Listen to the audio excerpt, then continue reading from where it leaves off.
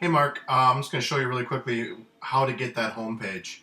What I noticed here in your keyword data is you didn't put Los Angeles at the top. It's not part of the initial keywords, but what you do is you take the main city that you created, or excuse me, you got to take that primary city, Los Angeles, which is in the domain name, and add that to the top of the city keyword. So that it would have gone up top here.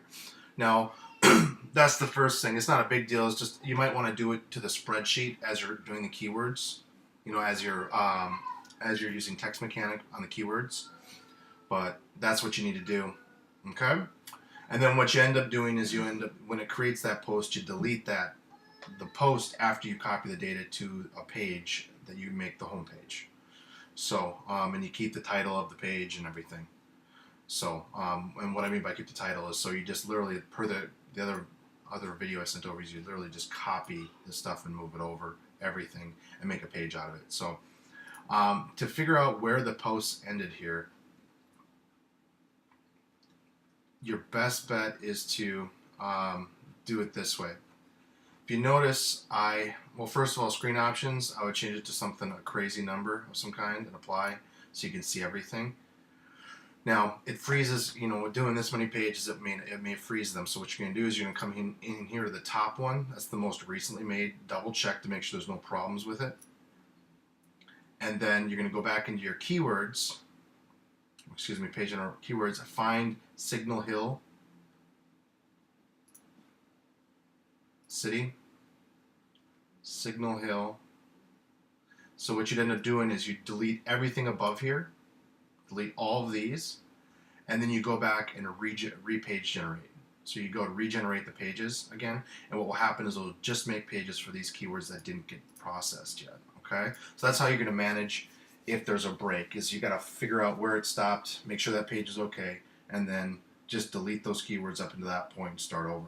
Or then regenerate the pages, and it should finish them up. And if you have to do it 2 times throughout it, that's the way it is. But it all depends on the server that we're working with. Text Mechanic. I'm going to show you this really quick. And another note, Dropbox, the stuff in the Dropbox, I'm never going to make new folders for projects. I'm just going to be updating items in there. So you might have noticed that all of the keywords are available now in that keyword document. So, one moment here.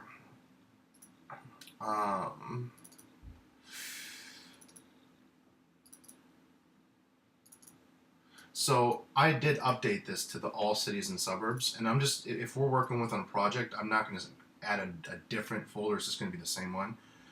But so what you're going to do with Text Mechanic is let's go ahead and open this up really quickly.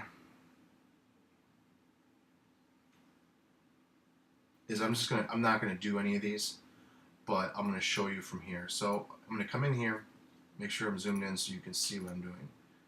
But grab everything before the period up to here. Copy it.